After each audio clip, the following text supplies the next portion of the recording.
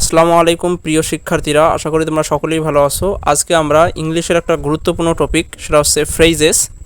তো এটা খুব সহজে এবং খুব শর্টকাটে মাত্র 12টা রুলের মাধ্যমে শিখব। মাত্র 12টা রুল আয়ত্তে থাকলে ইনশাল্লাহ যে কোনো ফ্রেজেসের মধ্যে ফুল মার্কস পাওয়া সম্ভব। যারা বেশি অর্থ বোঝে না, অর্থাৎ অর্থ বেশি করতে পারে না, তাদেরও কোনো সমস্যা হবে না। অর্থ ছাড়াই আমরা সমাধান করার চেষ্টা করব। তো রুল নাম্বার 1, কোনো সেন্টেন্সে যদি দুটি ড্যাশ এবং একটি প্রশ্নবোধক চিহ্ন থাকে তাহলে what does dash look like বসবে। অর্থাৎ শেষে একটা প্রশ্নবোধক চিহ্ন থাকবে আর সেন্টেন্সে দুইটা ড্যাশ থাকবে। তো এখানে দুইটা এক্সাম্পল আমি দিতেছি।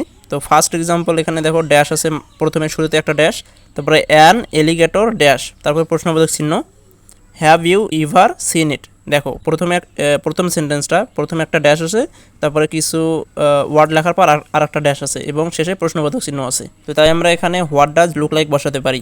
2 নম্বর এক্সাম্পলে বলছে যে I have never seen A ghost full stop dash a ghost, তারপরে ড্যাশ আবার প্রশ্নবোধক চিহ্ন। তো সেরকম এখানেও হোয়াট ডাজ লুক লাইক হবে, প্রথমে হোয়াট ডাজ, তারপরে এখানে লুক লাইক, অর্থাৎ একদম আগেটার মতো। তো যদি দুইটা ড্যাশ এবং একটা প্রশ্নবোধক চিহ্ন থাকে তাহলে হোয়াট ডাজ লুক লাইক বসবে। তো এটা খুব সহজ। তারপরে রুল 2, তো রুল নাম্বার 2 হচ্ছে কোনো সেন্টেন্সে যদি একটি ড্যাশ এবং একটি প্রশ্নবোধক চিহ্ন থাকে তাহলে হোয়াট ইফ অথবা হোয়াট ইজ লাইক বসবে। ড্যাশের পর মূল ভার্বের সাথে আইএনজি যুক্ত থাকলে হোয়াট ইজ লাইক হবে, আর যদি আইএনজি যুক্ত না থাকে তাহলে হোয়াট ইফ হবে। তো এখানে এক্সাম্পল দেওয়া আছে I am in short of time, তারপরে আছে dash the train is late. তো এখানে একটা প্রশ্নবোধক চিহ্ন এবং একটা ড্যাশ আছে, তাই আমরা এখানে হোয়াট ইফ দেবো, হোয়াট ইজ লাইক দেবো না, কারণ এখানে ভার্বের সাথে আইএনজি যুক্ত নাই প্রথম এক্সাম্পলে।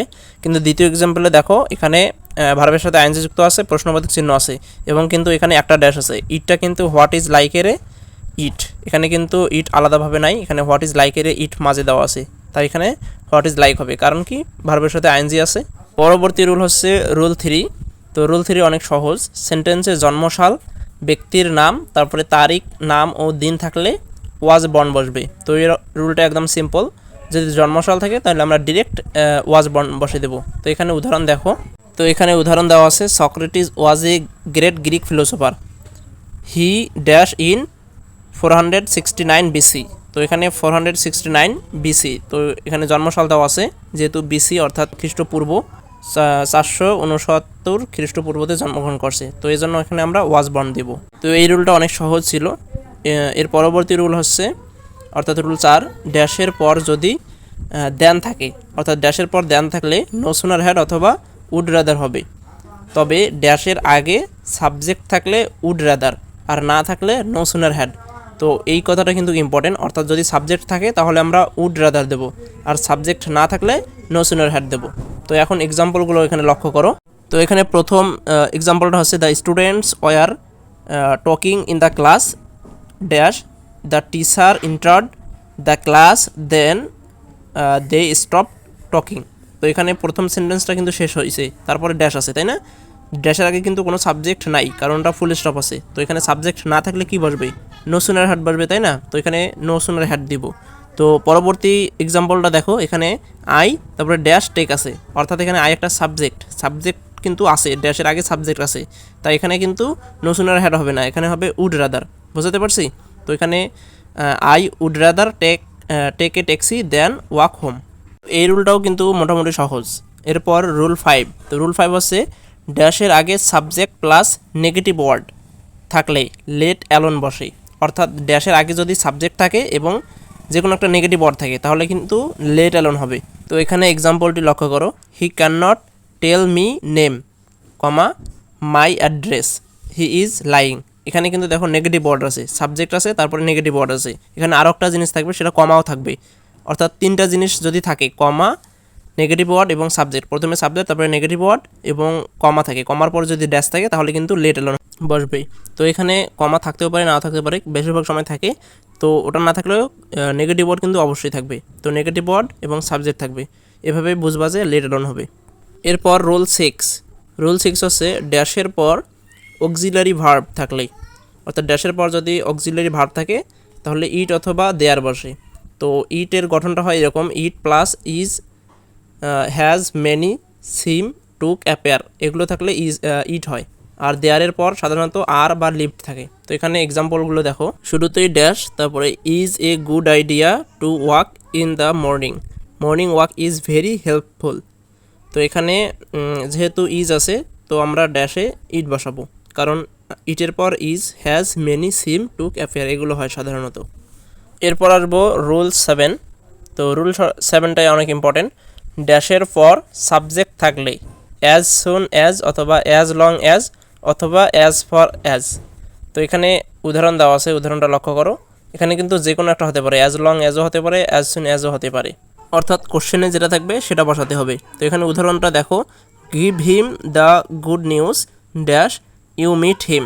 তো এখানে ড্যাশের পর সাবজেক্ট আছে কিন্তু ইউ মিট হিম, এটা পুরোটা একটা সেন্টেন্সের মতো হয়েছে। তো এখানে যেহেতু সাবজেক্ট আছে ড্যাশের পরে, তাই এখানে আমরা অ্যাজ সুন অ্যাজ অথবা অ্যাজ লং অ্যাজ বসাতে পারি। তো এখন আসি রুল নাম্বার 8-এ।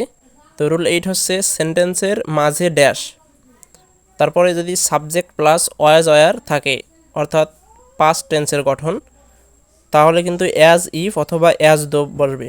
অর্থাৎ কোনো সেন্টেন্সের যদি মাঝে ড্যাশ থাকে এবং ড্যাশের পরে যদি পাস্ট টেন্সের গঠন থাকে, অর্থাৎ সাবজেক্ট প্লাস ওয়াজ অর থাকে, তাহলে অবশ্যই অ্যাজ ইফ অথবা অ্যাজ দো যে কোনো একটা বসবে, অর্থাৎ যেটা দেওয়া থাকবে সেটাই বসবে। অ্যাজ ইফ থাকলে অ্যাজ ইফ, আর অ্যাজ দো থাকলে অ্যাজ দো বসাতে হবে। তো এখানে এক্সাম্পলটা দেওয়া আছে, the manager Sage alone full stop it seems dash other had nothing to say. তো এখানে মাঝে আছে ড্যাশ, তার আগে কিন্তু সাবজেক্ট প্লাস ভার্ব ছিল, তারপরে এখানে কিন্তু আদার হ্যাড নাথিং টু সে আছে। তো এখানে আদারটা এখানে সাবজেক্ট হিসেবে আবার কাজ করবে। আর এখানে ওয়াজ ওয়ার না থাকলে ম্যাক্সিমাম সময় কিন্তু ওয়াজ ওয়ার থাকে, যদি ওয়াজ ওয়ার না থাকে তাহলে কিন্তু পরবর্তীতে পাস্ট টেন্সের গঠন মিলবে। তো এখানে কিন্তু পাস্ট টেন্সেরও গঠন মিলছে। তো আদার হ্যাড নাথিং টু সে, এই জন্য এখানে কিন্তু ড্যাশে আমরা অ্যাজ ইফ অথবা অ্যাজ দো যে কোনো একটা বসাবো। এরপর রুল 9। তো রুল 9-এ বলা হয়েছে যে subject plus dash plus verb one plus object থাকলে ড্যাশে হ্যাভ টু অথবা হ্যাজ টু বসবে। যদি সাবজেক্ট প্লাস ড্যাশ তারপরে ভার্ব ওয়ান থাকে তাহলে অবশ্যই ড্যাশে হ্যাভ টু অথবা হ্যাজ টু যে কোনো একটা বসবে। থার্ড পারসন সিঙ্গুলারের ক্ষেত্রে হ্যাজ টু হবে এবং বাকি ক্ষেত্রে হ্যাভ টু হবে। তো এখানে উদাহরণটা লক্ষ্য করো, we dash educate all and work hard to develop our country. তো এখানে কি হবে, এখানে অবশ্যই উই হ্যাভ টু হবে, we have to educate all and work hard to develop our country. তো এখানে অবশ্যই we have to educate all and work hard to develop our country. তো এখানে হ্যাভ টু হবে, কারণ এখানে করতে হবে বা শিক্ষিত হতে হবে এরকম অর্থ বোঝাচ্ছে, অর্থাৎ করতে হবে, যেতে হবে, খাইতে হবে বা শিক্ষিত হতে হবে এরকম যদি অর্থ আসে তাহলে কিন্তু হ্যাভ টু অথবা হ্যাজ টু বসে। তো এরকম আরেকটা সিমিলার রুল আছে, সেটা আমরা রুল নাম্বার 10-এ শিখবো। সেটা হচ্ছে হ্যাড বেটারের রুল। হ্যাড বেটার এবং হ্যাভ টু হ্যাজ টু এটার মধ্যে একটু উলট পালট হয়।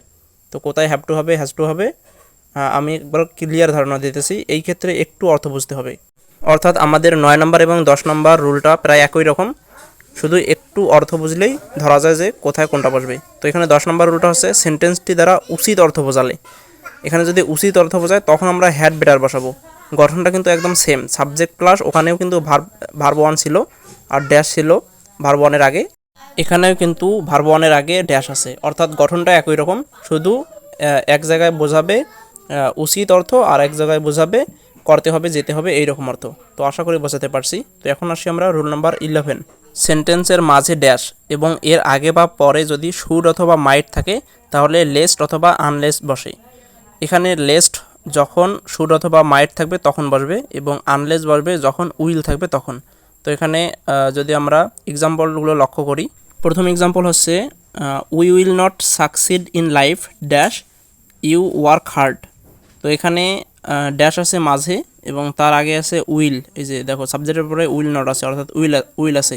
তো এখানে এই জন্য আমরা কী বসাবো, আনলেস বসাবো, যেহেতু উইল থাকলে আনলেস বসাতে বলছে তাই এখানে আনলেস। তো 2 নম্বর এক্সাম্পলে দেখো, now you are walking slowly walk fast, এখানে ড্যাশ আছে, you should miss the bus. তো এখানে দেখো ড্যাশের পর কিন্তু শুড আছে, তাই এখানে উত্তর হবে লেস্ট, তাই এখানে লেস্ট বসাতে হবে, কারণ শুড বা মাইট থাকলে লেস্ট বসে আর উইল থাকলে আনলেস।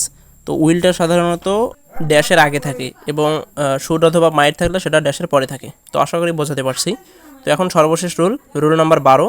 রুল নাম্বার 12 হচ্ছে ড্যাশের পর subject plus verb to plus object plus extension থাকলে ইট ইজ টাইম অথবা ইট ইজ হাই টাইম বসে। অর্থাৎ ড্যাশের পর যদি সাবজেক্ট প্লাস ভার্ব টু, এটাও কিন্তু পাস্ট টেন্সের গঠন। যদি পাস্ট টেন্সের গঠন থাকে তাহলে আমরা ইট ইজ টাইম অথবা ইট ইজ হাই টাইম বসাবো। তো এখানে এক্সাম্পলটা লক্ষ্য করো, your enemies are looking for you, তারপর আছে dash you left this place. তো এখানে দেখো শুরুতেই ড্যাশ আছে, কিন্তু ড্যাশের পর সাবজেক্ট প্লাস ভার্ব টু আছে, তাই এখানে আমরা বসাবো ইট ইজ টাইম অথবা ইট ইজ হাই টাইম, অর্থাৎ কোশ্চেনে যেটা দেওয়া থাকবে সেটা। এরকম কিন্তু আরও একটা আমরা রুল শিখছিলাম, সেই রুলটা আমি দেখাচ্ছি, দেখো। তো সেটা ছিল রুল নাম্বার 8। তো রুল নাম্বার 8-এর ক্ষেত্রে কিন্তু সেন্টেন্সের মাঝে ড্যাশ ছিল, তারপর কিন্তু পাস্ট টেন্স অথবা ওয়াইজ আর ছিল। আর রুল নাম্বার 12-এ কিন্তু শুরুতেই ড্যাশ। এখানে যদি ভালো করে দেখো তাহলে দেখতে পারবা যে এখানে প্রথম সেন্টেন্সটা তো শেষ হয়েছে, তারপরে দেখো দ্বিতীয় sentence you left this place, তার আগে কিন্তু ড্যাশ ছিল, অর্থাৎ শুরুতে ড্যাশ ছিল। আর রুল 8-এর ক্ষেত্রে ড্যাশ ছিল মাঝে, অর্থাৎ রুল 12-এ প্রথমে ড্যাশ থাকবে আর রুল 8-এ মাঝে থাকবে ড্যাশ, অর্থাৎ দুইটাই কিন্তু পাস্ট টেন্স, কিন্তু শুধু ড্যাশ আগে এবং পরে। তো আশা করি বোঝাতে পারছি। তো বুঝতে অসুবিধা হলে ভিডিওটা আরেকবার দেখো, ইনশাল্লাহ আর কোনো সমস্যা থাকবে না, ঠিক আছে? তো তোমাদের আজকের ক্লাসটি কেমন লাগছে অবশ্যই কমেন্ট করে জানাবা। আর যারা এখনও আমার চ্যানেলটি সাবস্ক্রাইব করোনি অবশ্যই সাবস্ক্রাইব করে রাখবা, কারণ এই চ্যানেলে অবশ্যই আমি গুরুত্বপূর্ণ বিভিন্ন টপিকস এবং ক্লাস নিয়ে আসবো এবং সেই সাথে সাজেশনও দিয়ে থাকবো। তো অবশ্যই তুমি চ্যানেলটি সাবস্ক্রাইব করে রাখবা। তো ধন্যবাদ। আসসালামু আলাইকুম ওয়া রাহমাতুল্লাহ।